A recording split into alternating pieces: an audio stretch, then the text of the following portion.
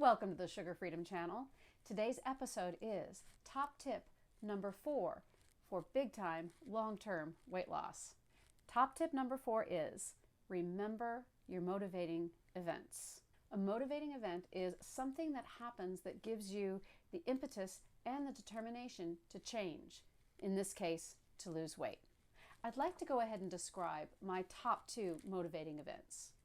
Back in 2003, when I was still obese, I was trying to choreograph a dance. In the past, I had been a dancer and I had gained a great deal of weight over time and over my pregnancy. I was 5'1" and about 170 pounds at this point. And I was demonstrating a grand jeté, which is pretty much the biggest jump in dance. The dancer that I was showing it to was a little bit confused, so I kept demonstrating it higher and higher and higher. And remember, I am significantly overweight at this time. Eventually, I come down and I hear the worst sound I've ever heard in my life. It was this sickening crack, and I knew I was in trouble. Immediately, the adrenaline rush came on, so I wasn't immediately in pain, but I knew it was bad. Called security to come and pick me up from the dance studio, take me to my car, and I went straight to the hospital, where I discovered that I had broken my right foot in 4 places. This was my first huge motivating event.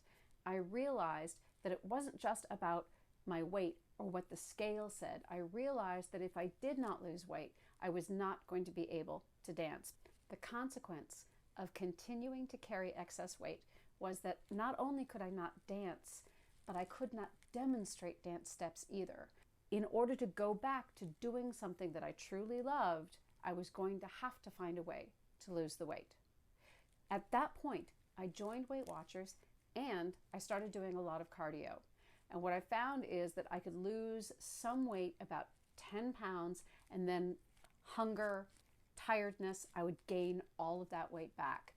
What I was doing, counting calories and doing cardio in order to lose weight, was just leaving me hungry, leaving me tired. It was giving me a really big appetite. So I was motivated to do lots of things to try to lose weight, but those things weren't working. Then there was a second motivating event, and this happened in 2007 when I was 43.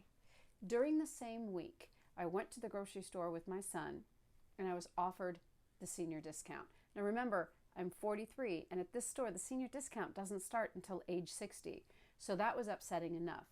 Then, during the same week, on 2 occasions, I was asked if my son was my grandson. And I'll never forget the first time it happened that week. A lovely young gal, Colin was being cute. He was kind of flirting with her because she was really cute too. And she was like, "Oh my goodness, he is so adorable. Now, is he your son or your grandson?" Now, of course, she probably figured it was my grandson and she was paying me a compliment.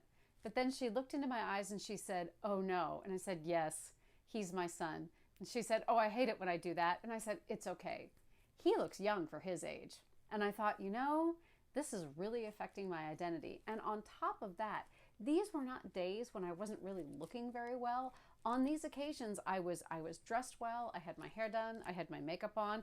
Maybe that was just saying that when I did my hair and did my makeup, it actually made me look older. But I realized that it wasn't just about my weight, it was about my identity. And I became very, very determined to change. I simply was not ready to be a grandmother when I was just a mother at 43. So those were the 2 events. Now, one of them was a physical health-based event. I broke my foot because I was so heavy. And the second was a social identity-based event where I felt embarrassed about the fact that I was not presenting myself as who I really was. I was appearing to be a senior, a grandmother, when I was really just in my very early 40s. Basically a mom. So it had to do with identity and health. And this study from the National Weight Control Registry, and of course I'm going to link to this study because I really would like you to read it. It's talking about and demonstrating what people like me and younger people do and what they did in order to lose a significant amount of weight. Not just the 10 or 20 pounds, but more than 30 pounds, and then to keep them off. And what they discovered is that these motivating events made individuals much more likely to lose a significant amount of weight and be able to keep it off. So here's the recap of the top tips. Top tip number 1, decide what you're going to eat each day and write it down before you have your first meal. Top tip number 2, expect temptation and have a plan for how to deal with it. Top tip number 3, manage calories in the kitchen and ability in the gym.